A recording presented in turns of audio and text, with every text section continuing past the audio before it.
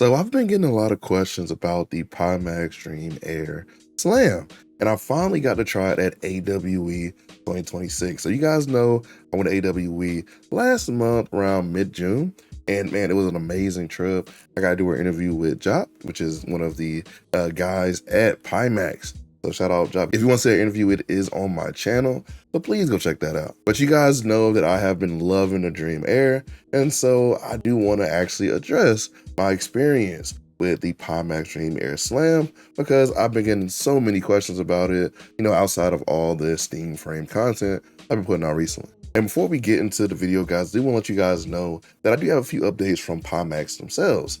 So the Pimax Studio Form Comfort Bundle is out and it is doing very well. So if you actually want a comfort kit for your Pimax Dream SLAM or Pimax Dream Air Lighthouse Edition, it is out.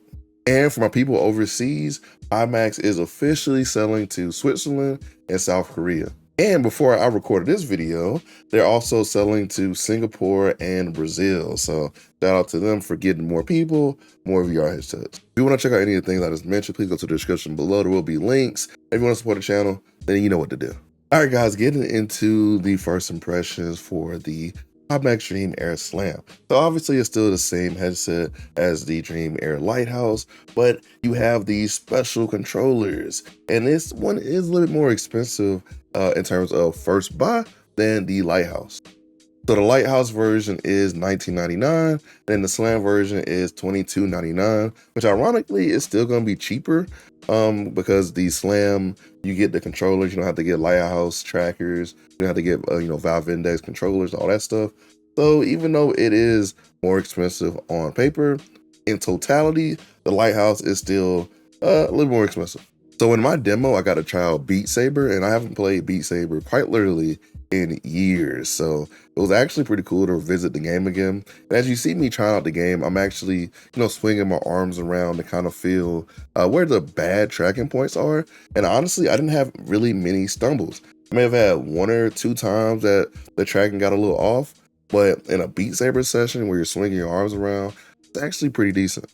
I legitimately had no issues with the tracking, and now we are in a well-lit space. Not that really matters, but I think even in a decently lit space, I think this will help. And you guys know I have not been the biggest fan of Pimax SLAM tracking, especially when I had other Pimax headsets with the SLAM tracking.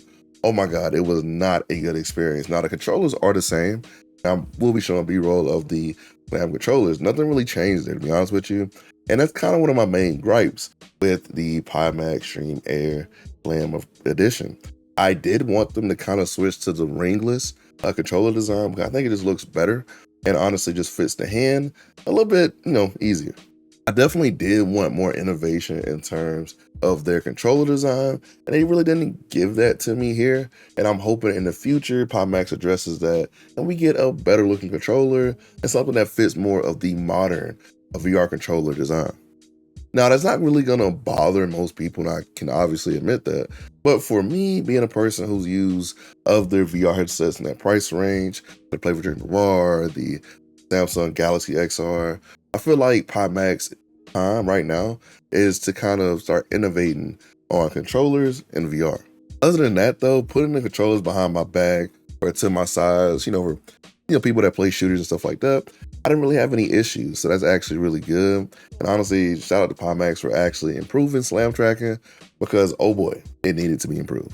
And I did have some questions. People asking me, is the Pimax Dream Air SLAM comfortable? And Jop and I did talk about different facial interfaces and stuff like that in the full interview, and I'll let you guys go back and kind of see that. But honestly, it was comfortable to me. I had no problems with the fit. And I've said on record before that I don't feel like the Dream Air is that uncomfortable to me, even with the base model versus the Studio Form mods. Now, Studio Form does let you get closer, and I kind of did miss that in this demo. But, at home, I do have the thinner base gasket. Other than that, guys, I have no real complaints about the Pimax Dream Air SLAM. And just to reiterate from earlier, if you guys are interested in the headset, you know where to go. Check the links for the channel. Now, I do have Apple Vision Pro content coming up soon, which is kind of crazy because I never thought I would actually get one. But I might have an interesting video coming out soon. I'm also reviewing the Meta Ray-Bans. And I might have a very interesting VR locomotion device that I'm going to be reviewing real soon. So definitely stay tuned to the channel, guys, with MartydudeVR. Just remember, I'm a dude with a VR headset. Peace.